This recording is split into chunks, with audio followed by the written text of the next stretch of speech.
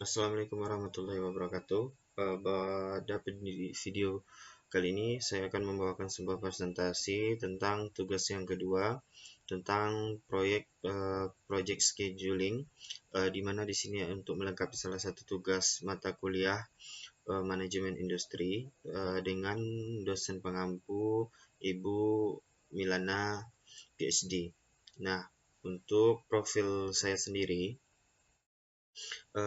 perkenalkan, nama saya Feras Dekoya dengan NIM 2073050. Saya dari Departemen Teknik Otomotif, Prodi Pendidikan Teknik Otomotif dari Universitas Negeri Padang. Nah, di sini ada sebuah soal yang akan dibahas melalui materi presentasi dari project scheduling ini. Nah, di sini untuk instruksinya adalah sebuah yang terdiri dari beberapa aktivitas yang seperti tercantum yang ada pada tabel di bawahnya ini. Nah, untuk perintahnya sendiri, yaitu ada 4 soal yang akan kita bahas. Yang pertama itu gambarkanlah rangkaian aktivitas di atas secara lengkap ke dalam diagram per CPM dan precedence diagram. Nah, yang kedua adalah berapa lama waktu yang dibutuhkan untuk menyelesaikan proyek tersebut. Dan yang ketiga adalah tentukan lintasan kritis dari proyek tersebut menggunakan diagram per CPM dan precedence diagram. Dan yang keempat adalah analisa hasil yang saudara peroleh, apa arti lintasan kritis bagi proyek tersebut, serta jelaskan apa manfaat diketahuinya jalur kritis. Nah, di situ akan kita bahas satu-satu. Tentu saja di sini sudah bisa kita lihat bentuk dari data yang akan kita salin ke diagram PCVM dan juga precedence diagram.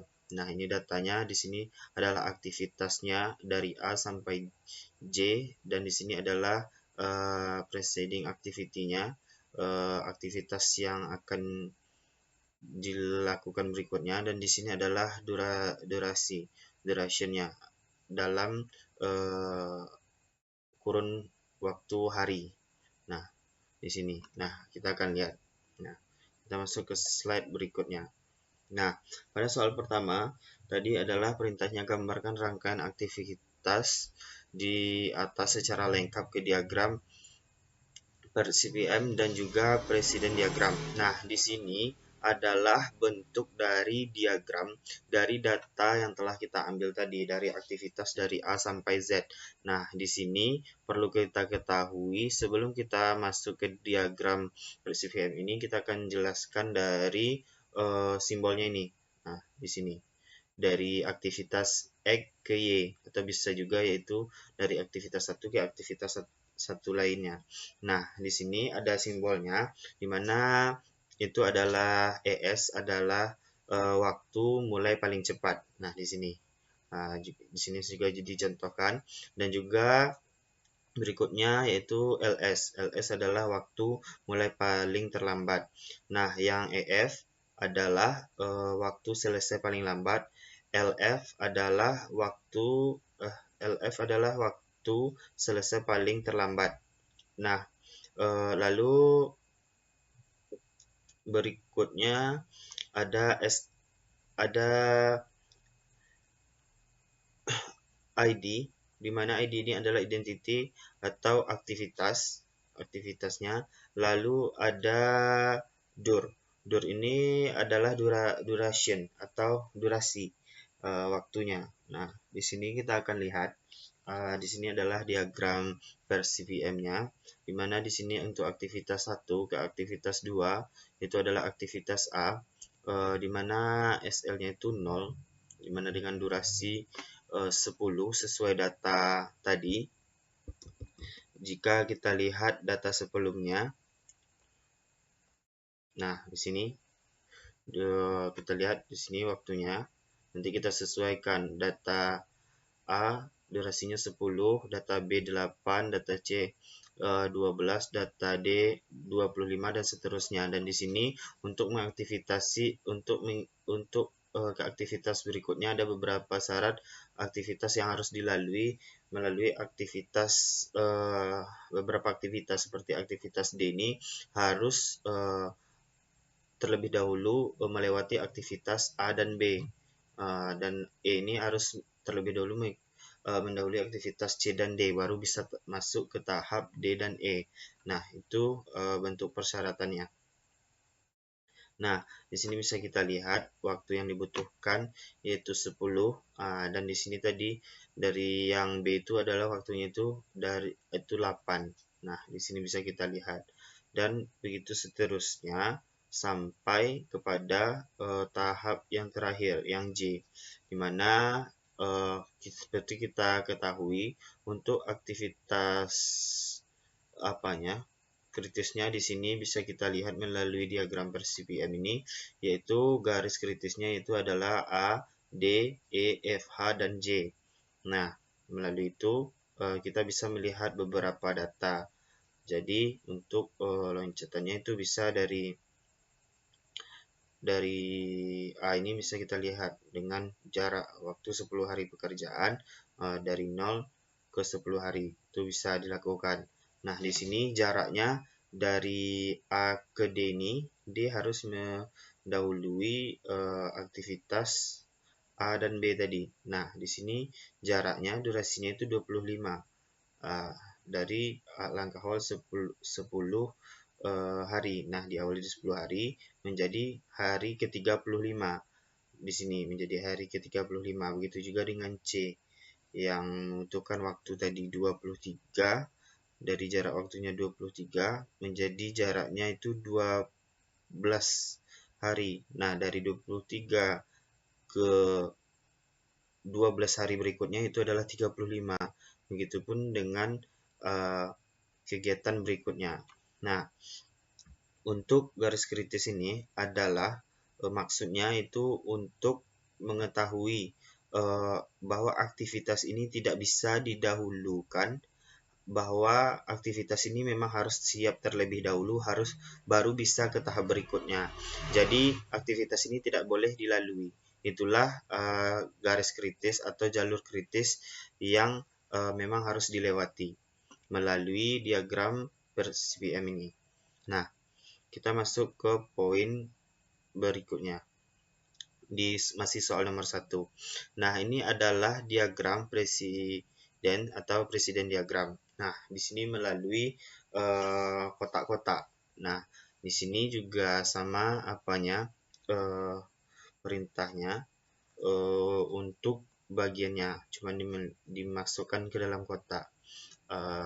Nah, di sini untuk apanya sendiri, bagian dari jalur kritisnya itu ditandai dengan kotak yang berwarna oranye, yaitu warna ini A, D, E, F, H, dan J. Nah, itu adalah jalur kritisnya melalui presiden diagram ini. Nah, di sini bisa kita lihat untuk pemasukan angkanya itu sama, baik untuk jalur awalnya dan juga jalur paling lambatnya. Nah, itulah bentuk penjelasan dari diagram per-CPM dan juga presiden diagram.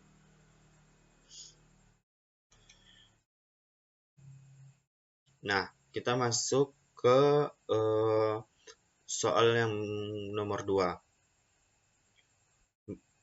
Berapa lama waktu yang dibutuhkan untuk menyelesaikan proyek tersebut? Nah, bisa kita jawab, yaitu waktu yang dibutuhkan adalah 165 hari. Nah, bagaimana cara kita untuk mengetahui waktu yang kita butuhkan itu adalah waktu paling singkat itu adalah 165 hari pengerjaan dari total schedule dari proyeknya. Nah, ini dapat kita hitung dengan menentukan lintasan kritis dengan cara menjumlahkan durasi setiap aktivitas kritis itu. Nah, telah kita ketahui dan kita dapatkan bahwa aktivitas kritis adalah aktivitas yang tidak dapat didahulukan. Nah, melalui aktivitas kritis itu kita akan mendapatkan berapa lama waktu yang dibutuhkan untuk menyelesaikan proyek tersebut. Nah, dari waktu yang telah kita jumlahkan, yaitu nilai A adalah 10, nilai D adalah 25, nilai E adalah 47, nilai F adalah 48, nilai H adalah 30, dan nilai J adalah 45. Dari total penjumlahan itu kita dapatkan 165 dengan aktivitasnya yaitu dalam kurun waktu hari. Nah, kita dapatkan 165 hari dari waktu yang dibutuhkan untuk menyelesaikan proyek tersebut. Nah, yang ketiga adalah tentukan lintasan kritis dari proyek tersebut menggunakan diagram CPM dan presiden diagram. Nah, lintasan kritis dari proyek tersebut setelah kita dapatkan bahwa lintasan yang harus dilalui tanpa bisa ditinggalkan pengerjaan proyeknya itu adalah proyek dari aktivitas A, D, E, F, H, dan J. Nah, dari lintasan kritis tersebut didapatkan 6 lintasan kritis dari melalui diagram PRCPM dan presiden diagram. Nah, itulah jawabannya. Nah, berikutnya yang keempat adalah analisa hasil yang saudara peroleh. Apa arti lintasan kritis bagi proyek tersebut? Jelaskan apa manfaatnya yang diketahui dari jalur kritis tersebut. Lintasan kritis, garis kritis atau jalur kritis adalah lintasan dari rangkaian aktivitas terpanjang yang harus selesai tepat waktu guna menyelesaikan proyek, yang dimana lintasan kritis ini adalah persyaratan pekerjaan tersebut dilakukan. Jadi untuk lintasan kritis ini tidak bisa diganggu dan tidak bisa pengerjaannya itu harus tepat sesuai dengan waktu, dan jika di, dan jika ini terganggu maka scheduling ataupun aktivitas yang lain akan terganggu. Nah, itulah bentuk dari apa arti lintasan kritis bagi proyek tersebut.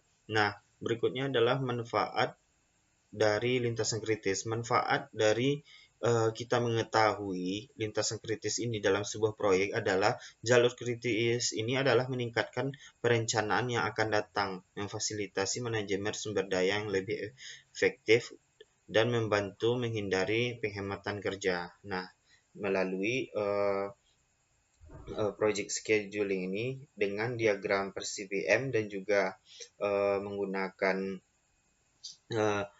presiden diagram ini dapat membantu kita untuk menghemat waktu pengerjaan proyek melalui metode yang digunakan, yaitu adalah PRCPM dan juga menggunakan presiden diagram, di mana CPM itu adalah durasi penyelesaian aktivitas yang didasarkan pada pengalaman masa lalu, dan PERS itu adalah durasi menyelesaikan suatu aktivitas dalam nilai estimasi yang digunakan dalam sebuah proyek yang tidak pernah dilakukan sebelumnya, sehingga jika digabungkan akan mendapatkan suatu metode untuk mempersingkat waktu pengerjaan suatu proyek.